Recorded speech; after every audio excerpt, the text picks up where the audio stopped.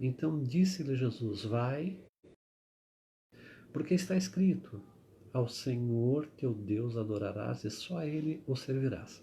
Veja que por 3 vezes Jesus ele é tentado por Satanás. E as 3 vezes ele responde nas Escrituras. É interessante essa questão financeira. Quando, principalmente começo de 2000, começo do século XXI, né? Mas isso já era do século XIX, na verdade século XVIII, doutrina da prosperidade. E foi um verdadeiro absurdo, porque os crentes defendiam, os pastores defendiam no púlpito que Jesus era rico, tinha uma túnica sem costura e tal, e todos os crentes têm que ser ricos, tem que ter o carro. E até hoje existem muitas seitas pseudo-cristãs que pregam isso.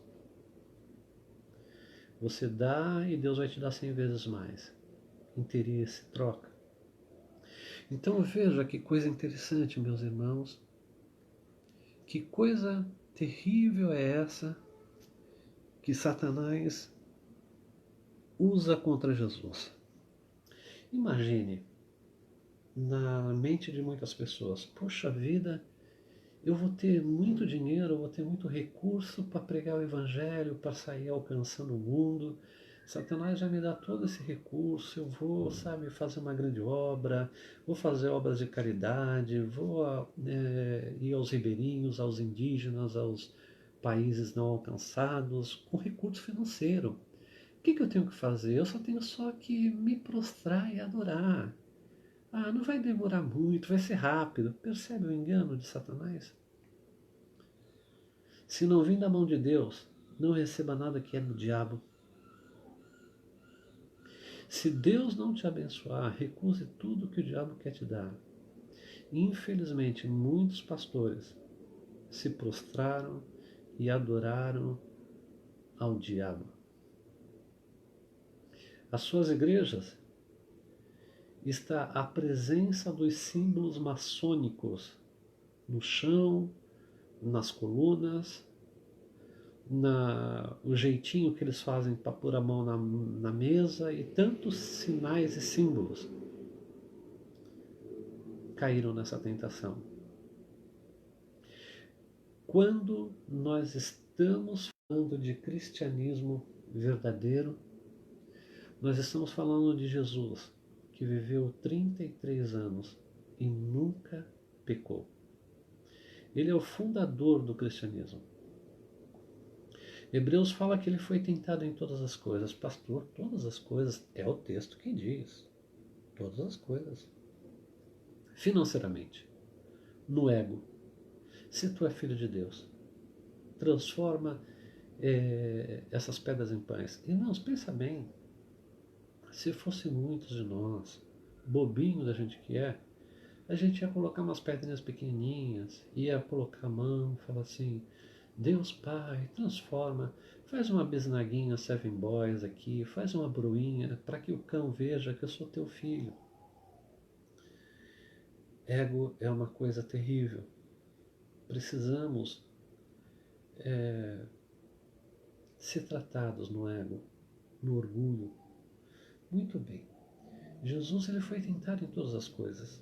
Foi tentado no ego, na área sexual, certamente que sim. Na área financeira, muitas vezes. Sentiu vontade, muitas vezes, de pegar e falar assim: olha, Elias mandou fogo do céu. Até um dos seus discípulos falou assim: mestre, os homens lá não querem, quer que a gente ordene que venha fogo do céu por causa da tua experiência com Elias lá com os capitães de 50. Ele falou assim: eu não sei que espírito sois, o Filho do Homem não veio fazer perecer, mas veio salvar as pessoas. Veja, tentado em todas as coisas. Jesus não foi tentado muitas vezes a pegar e abrir mão daqueles discípulos tão teimosos, cabeça dura, sabendo que um deles ia fazer o que fez, com um beijo e atrair o Filho do Homem. Quando Jesus foi por Getsemani, ele sabia que eram aquela noite tudo que ia acontecer. Imagina você ter ciência de tudo que vai acontecer com você, que vão conduzir você levado em correntes, que vão cuspir no seu rosto, que vão dar bofetadas no seu rosto, que vão chicotear, colocar uma coroa de espinho, bater com bastão, que você ia sofrer muitas dores, que você ia ser colocado para carregar um patíbulo ou a cruz, eu não sei bem o que de fato, como foi aquilo, e não suportar o peso. E ser pregado na cruz. E ficar na cruz das 9 da manhã até as 3 da tarde, são 6 horas. Ter sede. E darem para você beber o vinagre. E aos pés da cruz estava Maria, sua mãe, que já não era mais virgem, já teve tantos filhos e filhas, a outra Maria e o apóstolo João. Imagina viver tudo isso e não amaldiçoar ninguém. Muito pelo contrário, e ainda dizer para Deus Pai, Pai, perdoa eles, porque eles não sabem o que fazem. Ali estava o Cordeiro de Deus. Aquele cordeiro que Abraão falou a Isaac que Deus ia prover. Então, quando Jesus ele pronuncia essas palavras, perdoa eles que eles não sabem o que fazem, ele ali já é o sumo sacerdote segundo a ordem de Melquisedeque. Melquisedeque é uma figura misteriosa, aparece lá em Gênesis. Abraão paga os dízimos para ele e ele traz pão e vinho, que significa o corpo e o sangue de Jesus, que nós celebramos a Santa Ceia, a Ceia do Senhor. Que coisa interessante isso que acontece. E quando chega na hora nona, às 3 da tarde, Jesus ele dá um grande grito na cruz e diz: Tetelestai. Tetelestai significa está pago. Nossa tradução diz está consumado. Tetelestai tinha muitas aplicações no mundo grego daquela época. Era quando um pai mandava um filho fazer uma tarefa. Então, quando o filho terminava a tarefa, ele chegava para o pai e falava: Tetelestai aba. Está consumado, está feito, papai. É interessante que quando havia uma dívida e se comprava uma propriedade, nós somos comprados por esse sangue bendito, ia na escritura um carimbo escrito Tetelestai, está pago. E Jesus então, ele entregou o Espírito dele a Deus Pai e faleceu. Era comum os crucificados não morrerem como Jesus morreu, 6 horas depois da crucificação. Eles ficavam dias, e para que isso não acontecesse, eles quebravam as pernas do crucificado. E era uma dor atroz. E a perna era muito importante, porque toda vez que o crucificado precisava falar, ele tinha muitas dores na cruz. Imagina você ficar 6 horas naquela posição com os braços estendidos. Então eles pegavam e se apoiavam naquele cravo do pé para tomar ar e para falar. Então, não precisou quebrar em um osso de Jesus para que se cumprissem as profecias. Mas o soldado com a lança, ele perfurou Jesus. E é interessante que, por que isso foi prometido? Eu creio que nesse momento, Jesus ele queria que eu e você tivéssemos acesso ao coração dele. Então, o cristianismo bíblico não é somente uma experiência intelectual, em que nós vamos acumulando todos esses conhecimentos que eu estou lhes passando, mas é parte de uma experiência que temos diariamente com o nosso Senhor e Salvador Jesus Cristo, a quem seja toda honra, toda riqueza, toda glória, todo louvor, toda majestade, aleluia, pela eternidade.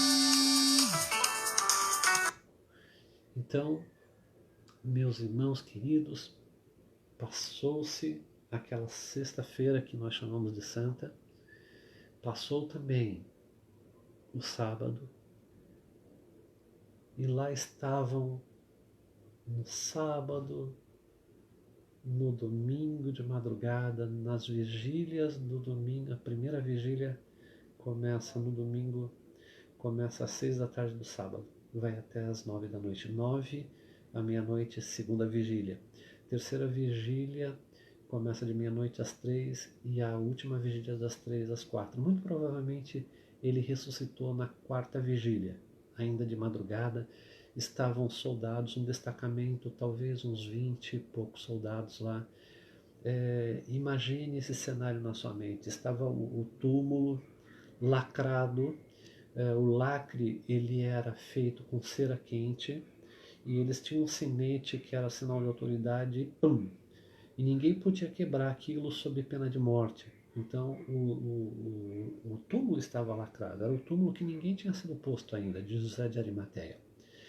E olha que coisa interessante, diz que desceu um anjo do céu e o selo romano se quebrou.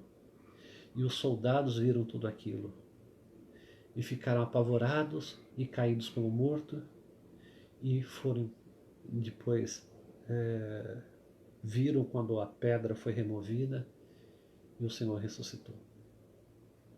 Eu gosto que lá em 1ª Carta aos Coríntios, se eu não estou enganado, diz: ó morte, onde está a tua vitória? O Senhor ressuscitou. Então, meus irmãos, isso é a base da nossa fé. Jesus, ele veio, nasceu da Virgem Maria, viveu uma vida sem pecado, deu essa vida por nós e no terceiro dia ressuscitou. Simples, mas tão complicado para muita gente, que acha que tem que trocar a paz com Deus fazendo boas obras. Deus criou as boas obras para que andássemos nela, mas nós somos salvos pela fé, pela graça através da fé. Isso é dom de Deus para que ninguém se glorie. Efésios 2, capítulo 8, versículo 8, 9 e 10. Louvado seja Deus. Então, o fundador do cristianismo bíblico é Jesus Cristo. A mensagem é que Jesus veio, morreu e ressuscitou para a nossa salvação, por mim, pecador, por você que me ouve. A igreja, ela não é um templo.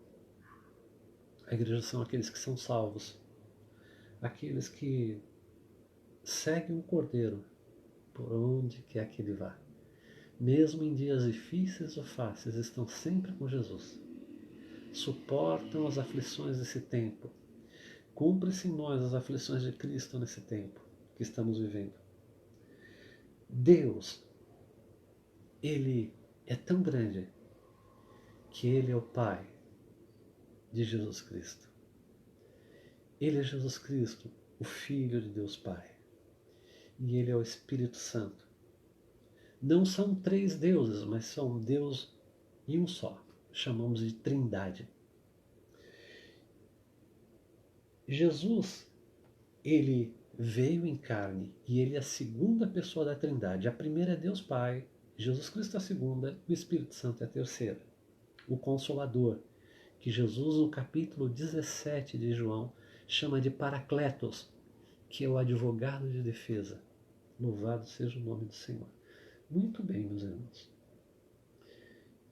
A salvação nossa, ela é pela graça.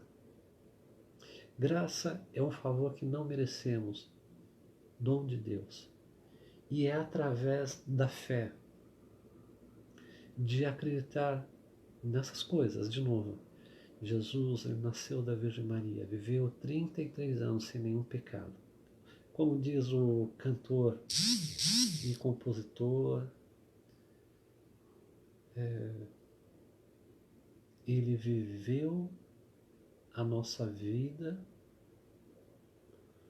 e morreu a nossa morte. Jesus viveu uma vida que ele cumpriu toda a lei. Nós nunca conseguiremos cumprir toda a lei. Às vezes a gente acha que a gente é bonzinho, mas tem horas que a ficha cai, os olhos são descortinados e a gente vê o quanto é egocêntrico, egoísta, pavio curto e tantas outras coisas que já fomos piores ainda. Mas graças a Deus que Deus tem nos ensinado a renunciar aos nossos pecados e andarmos na santidade, na santificação, sem a qual ninguém verá a Deus. Louvado seja o nome do Senhor. Jesus ele veio para salvar pecadores como nós, ressuscitou ao terceiro dia, está no céu e voltará. Louvado seja Deus.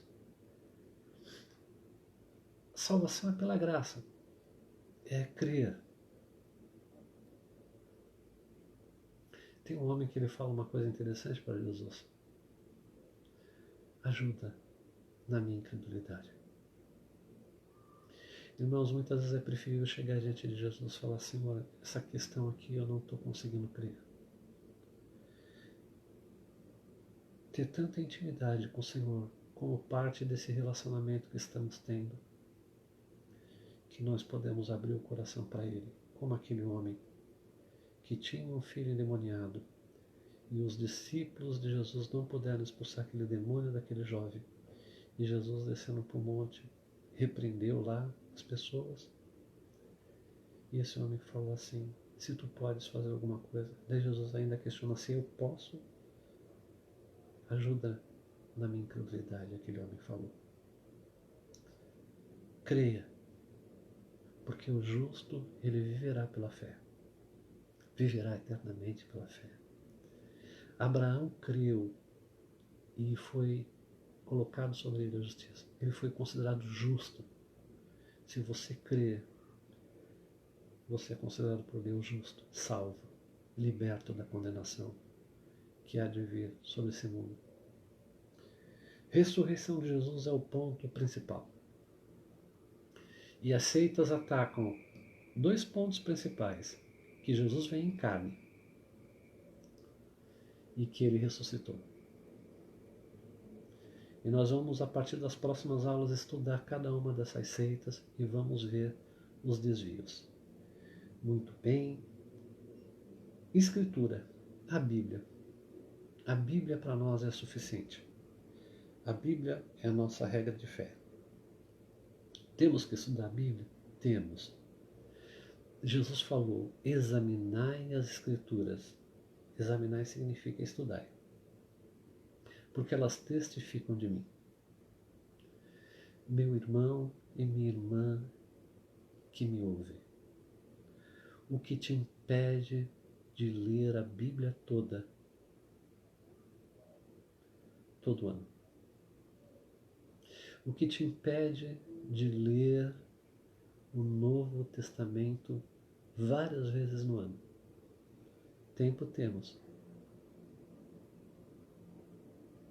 É interessante que tem pessoas que falam: não consigo, me dá dor de cabeça, eu não guardo.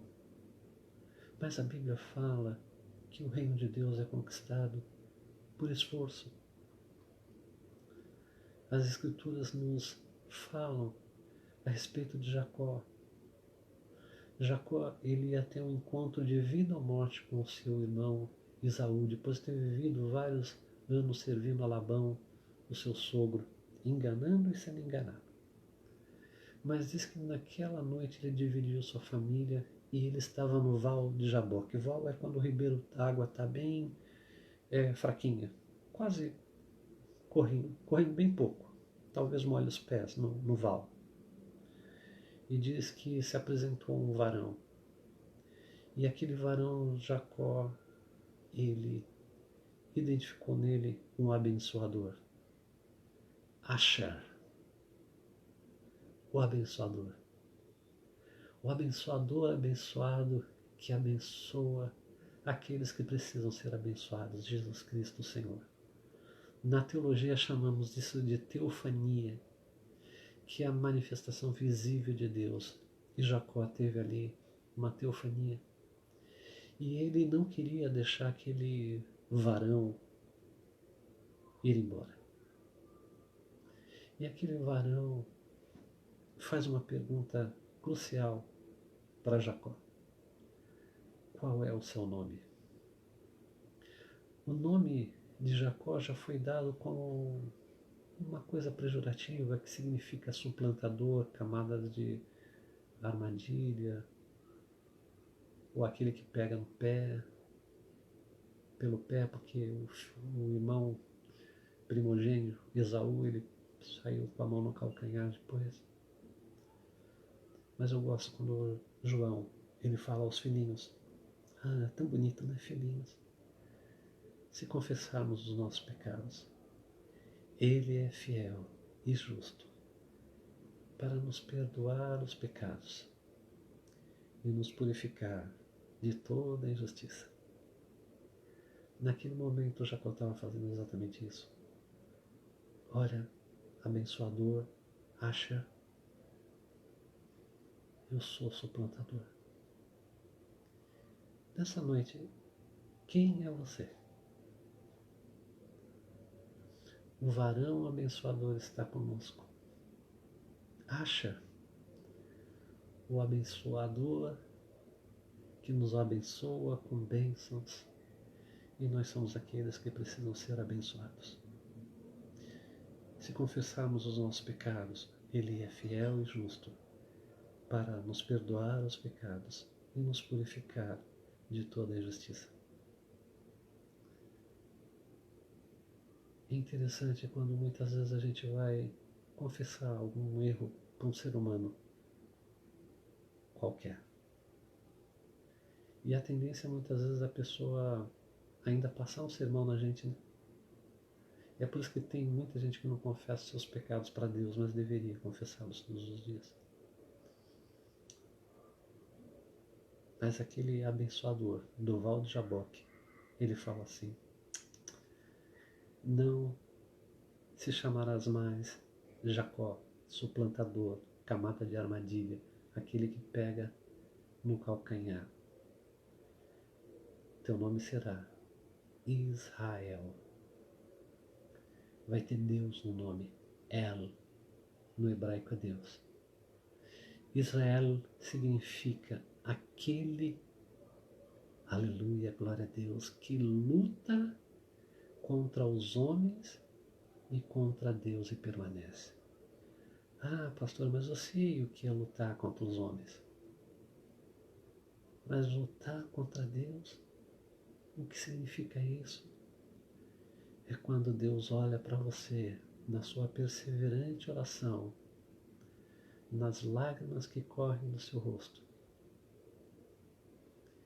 e Ele te atende pela grande misericórdia e grande santidade que Ele tem. Louvado seja o nome de Deus Pai. Louvado seja o nome de Deus Pai. Glória a Deus.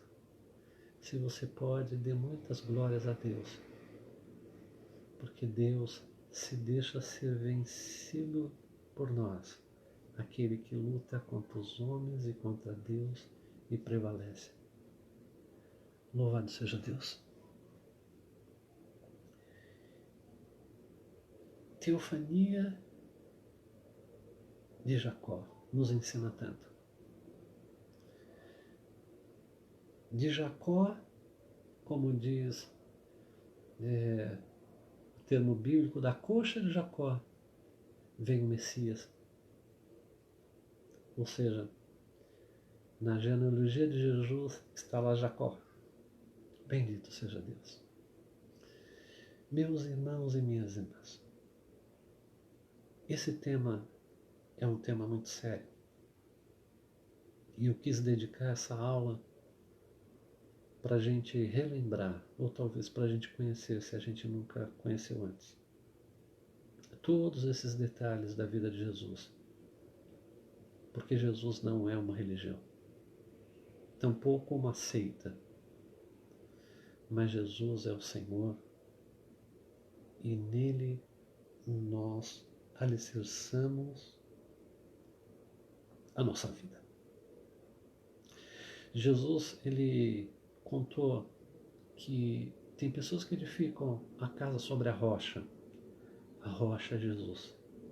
E tem pessoas que edificam a casa sobre a areia é a religião, pior ainda, é a seita.